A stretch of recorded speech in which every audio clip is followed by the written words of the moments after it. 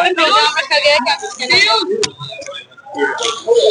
Doctor बाबा साहब भीमराव अंबेडकर जी की जन्म तिथि की पूर्व संध्या पर भारतीय नमो संघ दिल्ली प्रदेश के द्वारा ये सम्मान समारोह आयोजित किया गया, जिसमें समाज में विभिन्न क्षेत्रों में अच्छा काम करने वाले नागरिकों को, महिलाओं को सम्मानित किया गया।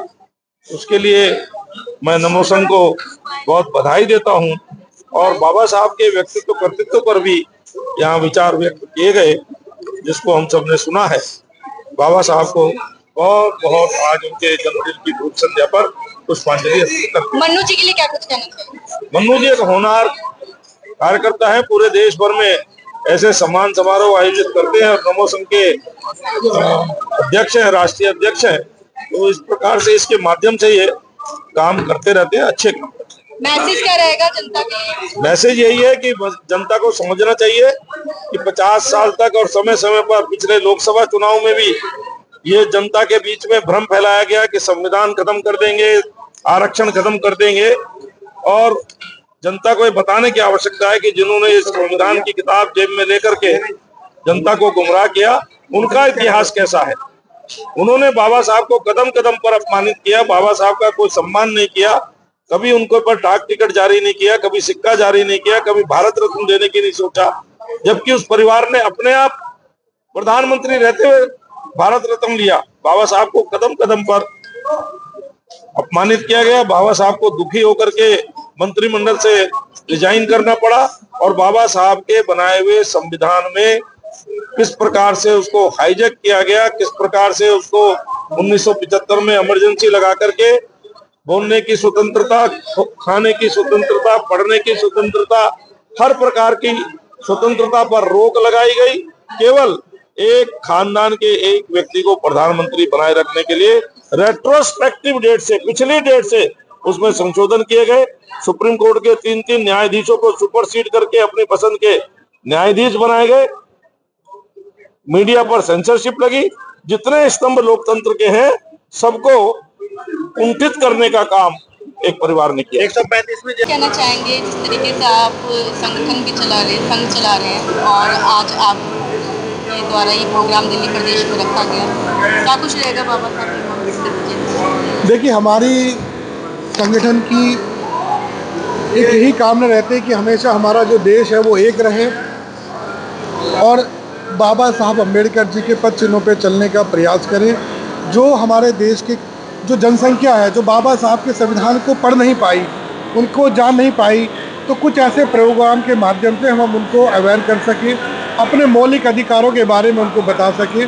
आज चाहे किसी भी समुदाय का व्यक्ति हिंदुस्तान में यदि है तो वो हिंदुस्तानी है। हम चाहते हैं कि भारत एक भारत रहे, एक श्रेष्ठ भारत रहे। माननीय प्रधानमंत्री जी जिस प्रकार से देश के लिए काम कर रहे हैं, हम कहीं ना कहीं उनके सहयोगी बनकर काम करें।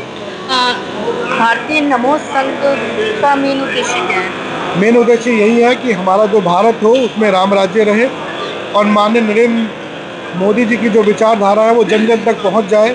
उनके द्वारा जो जन कल्याण कार्य पूरे देश के लिए किया जा रहा है वो उस तक पहुंच जाए।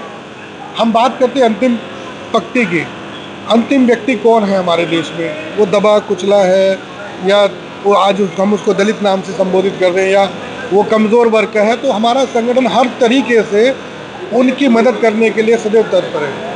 सर, आप भी बीजेपी की जो विचारधारा है उसको कहीं ना कहीं समर्थन करते हैं जी। तो ये भी कहा जाता है कि कुछ लोगों द्वारा ये कहा जाता है कि बीजेपी संविधान को नहीं मानती। नहीं, बीजेपी ही संविधान को मानती है, आप ये कहेंगे। देखिए, अभी माननीय नरेश बंसल जी ने बताया कि बाबा साहब का जितना भी कार्य है अधूरा, वो माननीय प्रधानमंत्री जी पूरा करने में लगे हुए हैं। और तमाम दल जो हैं जो आज बाबा साहब का नाम लेकर लोगों को गुमराह करते हैं, आप बताइए किसने क्या किया? आप जाइए मायावती जी के पास में, अपनी 300 करोड़ की कोठी बगल में मिल जाएगी, पर देश का जो प्रधानमंत्री है वो अपनी तनख्वाह भी अपने लिए नहीं समर्पित करता, वो भी समाज के लिए समर्पित करते हैं।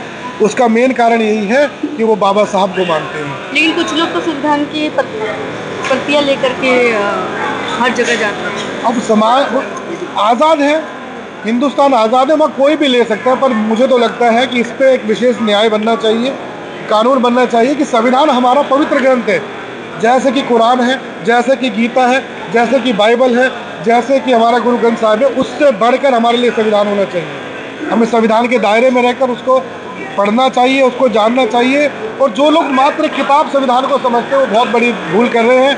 आज देश की जनता ने उन्हें दिखा दिया है कि भूल करने का क्या नतीजा है। अपने सम्मान के प्रति आपत्तिजनक चीज़ों को बोलना और देशद्रोहियों का साथ देना, ये बहुत गंदी बात है। क्या कुछ मैसेज रहेगा तमाम जनता को? तमाम बाबा साहब के कुछ ऐसे विचार? मैसेज यही है तमाम देशवासियों के लिए कि आप सब जुड़े और जुड़कर एक रहें।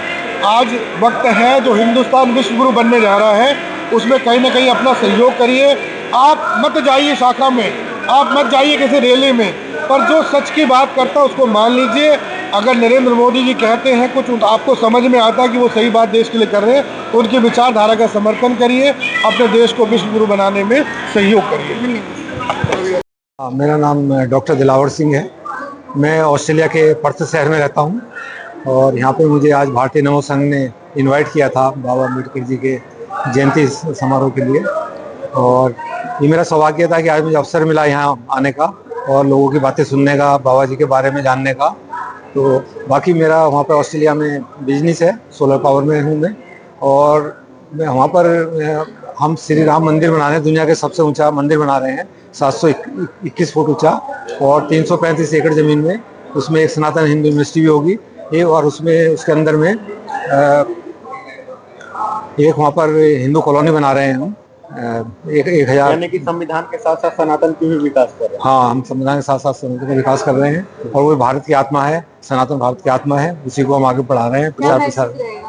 ये हमारा मैसेज ये है कि सब लोग साथ जुड़िए। इतना बड़ा काम हम करने जा रहे हैं ऑस्ट्रेलिया में, भारत के बाहर, तो ये बहुत बड़ा काम है और सब लोग बहुत जुड़ भी रहे हैं और हमारा कहना है कि और भी लोग हमारे साथ जुड़े, इस काम को जल्दी जल्दी सफल बनाएं।